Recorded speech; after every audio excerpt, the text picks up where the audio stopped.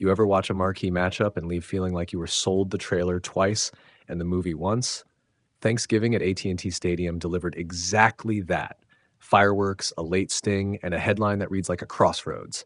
Dak Prescott and the Cowboys stole a 31-28 thriller from the Chiefs, and Kansas City's midseason wobble is back in the headlines.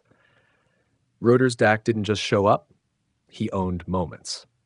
He carved up a Chiefs defense that looked vulnerable to chunk plays, finishing the day with a big, steady performance that kept Dallas alive in every crunch time drive. That clip of Prescott marching his team down late, the 11-play, 68-yard touchdown drive capped by a short TD and a gutsy two-point conversion, was the kind of veteran orchestration that wins tight games. The Cowboys walked out with a third straight win and a healthy dose of momentum. Reuters: still, this wasn't a quiet game by any measure. Patrick Mahomes was slinging the ball like it was 2022 halftime. He finished with multiple touchdown strikes and kept Kansas City within a whisker until the final minute. Rashee Rice, the rookie who's become the Chiefs' X factor, carved out big chunks of yardage and hauled in a pair of scores, finishing the afternoon among the top producers. You could feel the tilt of the chess match.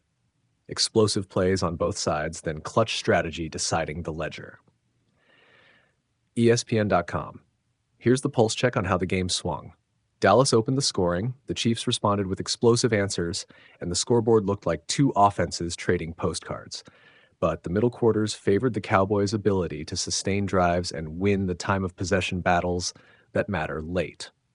When it came time to close, Prescott and the Dallas offensive line put together the plays that turned pressure into points, the mark of a team that's learned how to finish close games when the margin is razor thin. Ducker, DallasCowboys.com. If you want the 5-second rewind early takeaway by the Chiefs, big plays from both offenses throughout the game, Dak orchestrates the late touchdown drive and the two-point conversion to swing the lead back. Then Dallas kneels out the clock after a late Mahomes touchdown cut it to 3. A field goal earlier in the fourth provided the cushion that allowed the Cowboys to survive Kansas City's furious push.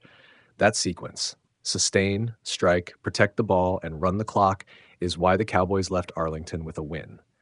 ESPN.com, now the sharper analysis, what this says about each team going forward. For Dallas, this is the kind of win that creates belief. You don't always get decisions right in November, but putting together 3 straight wins with a veteran QB who still knows how to close gives coaches cover to keep riding current form. CeeDee Lamb and George Pickens showed they can be the kind of dynamic receiving duo that forces coverages and opens the run game. When those two are in rhythm, the Cowboys are ugly to defend. Reuters. For Kansas City, the alarms aren't theoretical. The Chiefs now sit at .500 and can't afford long stretches of inconsistency. They've been here before. Mahomes will bail teams out, and he often does, but this season has already had enough self-inflicted noise. Penalties, shaky protection at times, and a defense that can't always close the door.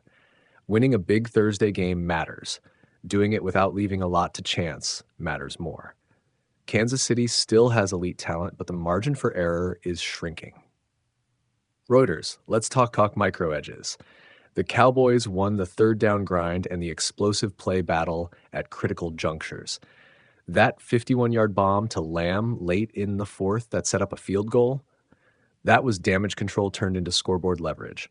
On the flip side, the Chiefs manufactured big plays from Mahomes to Rice, but a couple of missed coverages and timing issues kept them from turning that into a full comeback. In tight games, those little mismatches are the difference between a comeback and a last-minute highlight. DallasCowboys.com.